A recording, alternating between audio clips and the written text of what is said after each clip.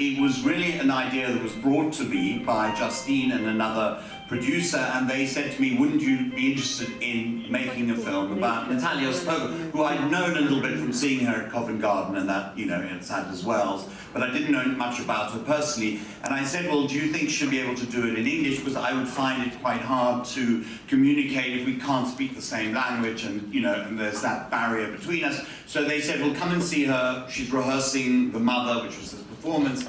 And we attended a rehearsal during which she was quite taciturn, quite self-contained, very on her own, looking at her phone the whole time, and seemed to only speak Russian. So I was like, my God, this isn't going to be easy, and I don't know whether it's possible. So we then took it to various producers and broadcasters and things like this, and everybody said to us, is it going to be like a real-life version of Black Swan? And I said, well, you know, it's going to have the intrigue and the backstabbing, all these elements. I said I didn't think it really would, because she wasn't that kind of person. And then they all also said to us, could it be like Dancer, the film about Sergei Polunin, who was obviously her partner for a while. So again, I said, I don't think it's going to have the drugs and the emotional breakdown and this, because I don't think that's Natalia. She is more of an artist who rehearses, performs, rehearses and performs. And anyway, finally Jack at Sky Arts agreed with us that that's what the film should be, and Erwin and Jeremy at Naxos also came on board, and we were able to get the money together to make this film. It wasn't easy, but we did it. And as we progressed, it became increasingly clear that she had slightly conned us in that first rehearsal, because she suddenly seemed very funny and amusing. She was very open and charming, and miraculously her English seemed to have improved dramatically, which may have had something to do with the fact she had a fiancé who was American. So as over this period we were filming, she seemed to get more and more fluent and eloquent in the way she was able to do it, and we were able to make the film in English, which was a great relief to me. And she began to express herself very well, I think, in English and in the way that she performed. And what we lost perhaps on the depth that she might have given us in Russian, we gained on the charm and impish humor that I think you'll see she displays throughout the film, as well as the amazing dance that she gives us in this documentary, which is also a longer version, but we're showing you the television version of 52 minutes. So I really hope you enjoy it. Thank you.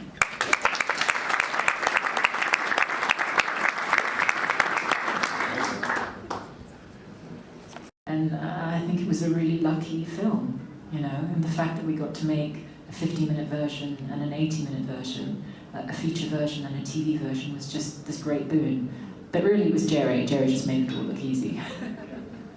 Yeah, Jerry, you made it. I mean, you have made some quite well-known and awarded films about artists like Claes Oldenburg and Gerhard Richter. How is it when somebody moves quickly as Natalia in front of the camera, which Gerhard Richter wouldn't do?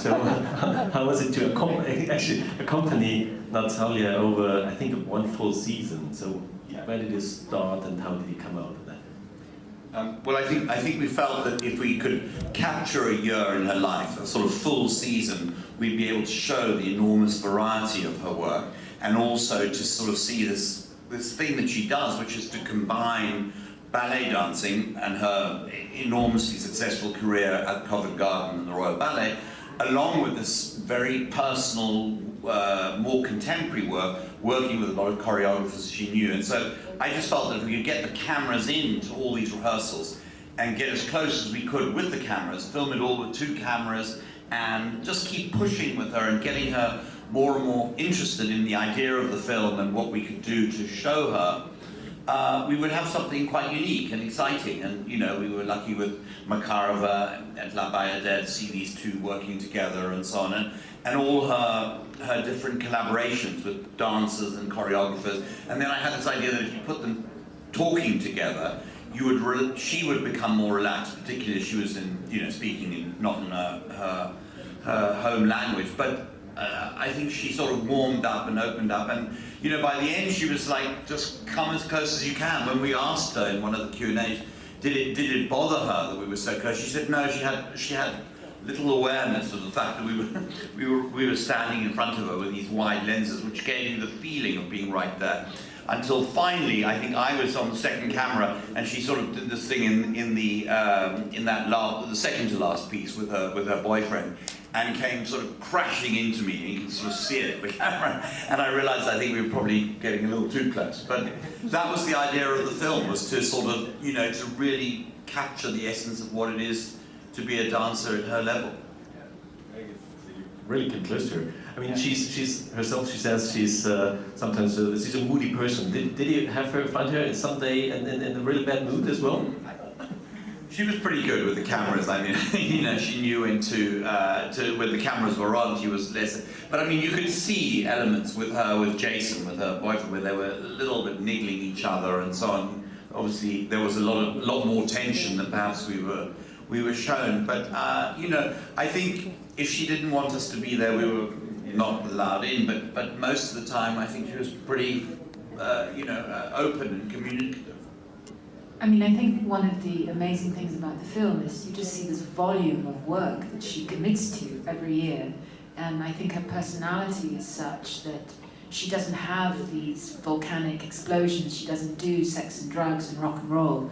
I mean, what I find so inspiring about the film is how committed she is to her passion, which is dance. And I think that's what Jerry was so effortlessly clever about catching. It's really a film about someone's passion for what they do, you know, and the personality that goes along with that. I mean, the discipline of her schedule is just extraordinary, you know. So that's what Jerry caught. He caught the kind of sweat and, you know, blood, sweat and tears of it, which is really the blood, sweat and tears of her life.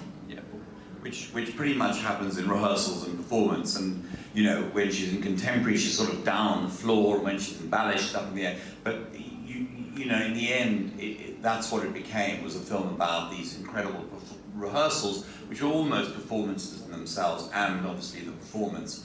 And you know,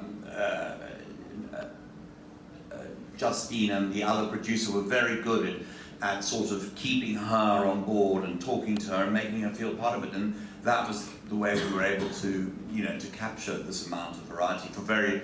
I'm sure if you had a lot of money, you could carry on forever, but we didn't. And what we captured, I think, on the budget we made this film was pretty amazing. One of the strongest moments is also the scenes from The Mother. I mean, you also produced the full length of The Mother, so that's, of course, it's another great new program for her. I mean, I don't know how everyone watched the film this evening, but I think that some of the feedback we've got from audiences is that contemporary dance can be quite difficult if you don't know what it is. And one of the things that I love about this film is you get really up close and personal with the process of creating a contemporary piece, and that was The Mother. And Arthur is, as is said in the film, a really interesting choreographer in as much as he's choreographing these really quite complicated pieces for women. And in the 82-minute version, there's a sequence that Jerry included that Arthur was inspired to write for Natalia because of her extraordinary Giselle. And so it's a kind of dark, gothic, comic version of Giselle. But Arthur is also someone who's very fluent in classical dance and can appreciate that education that Natalia has, and then really kind of exploit it and explode it really in this really quite sensationally dark piece, The Mother, which we also had the joy really of filming and creating as a performance piece. And it was great that we were able to film it as a performance at the height. And we did it at the first time in Edinburgh, and actually wasn't good enough. We then filmed it again in London a few months later when it was much more developed and more slick and powerful. Perhaps, you know, different kind of energy, I should say. But it's a really dark and wonderful piece, and with these strange kind of changes, and you saw a little bit of it. But the full-length thing is amazing, and it was voted as in the Guardian poll of the best dance works of last year. It was in the top 10, I think. And then Jonathan Goddard just won the award for Best Male Dancer in a Contemporary Work in that as well. So it's been very lauded and everything, and I think it's a wonderful companion piece, or the other way around, perhaps the documentary is a wonderful companion piece to this full length. version of the mother, which is available. I think. Yeah, of course, that's the other message. Of course, you found the flyers on your table, so all the footage, the wonderful footage in the film, it's full-length ballets, and actually Natalia did all the full-length classical ballets and these pieces, the contemporary pieces. But you also asked the right question. I mean, how did you see that film? So I want to open the question to the audience. So if there's any question to Justine or Jerry, feel free.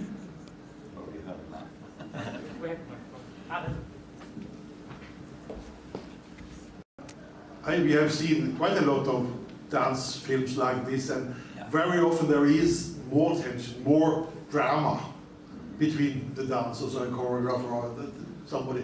Was there so little, or was it conscious that you cut that out, so to say? If there was, because it's almost unbelievable that. No, I, to be honest, if there'd been more drama, it would have been in the film. Yeah, She's not. She's somebody who is very collaborative and works to get rid of all the drama, and I think that's the point of, unlike her ex-boyfriend Polunin, who's all about the drama and so on. And as you say, in many films you see a lot more. Hers is a collaborative way of working. She's a charmer. She smiles. She wants to collaborate to find a way through it, and she's incredibly professional. So I don't think you get as much of the explosions as you might with somebody else. We got what we got, and I can assure you if there had been a lot more drama, we would have put it in, because it's always good in a film.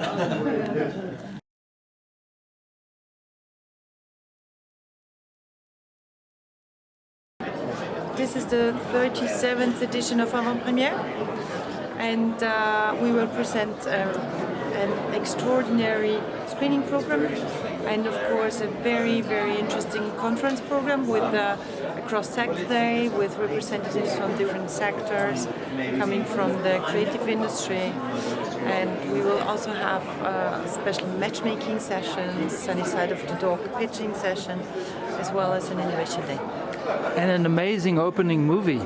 Yeah, it was a very, very touching movie about a brilliant, extraordinary dancer. And I hope you will all see it on TV. Soon. Thank you very much. Thank you. Thank you very much, Katrina.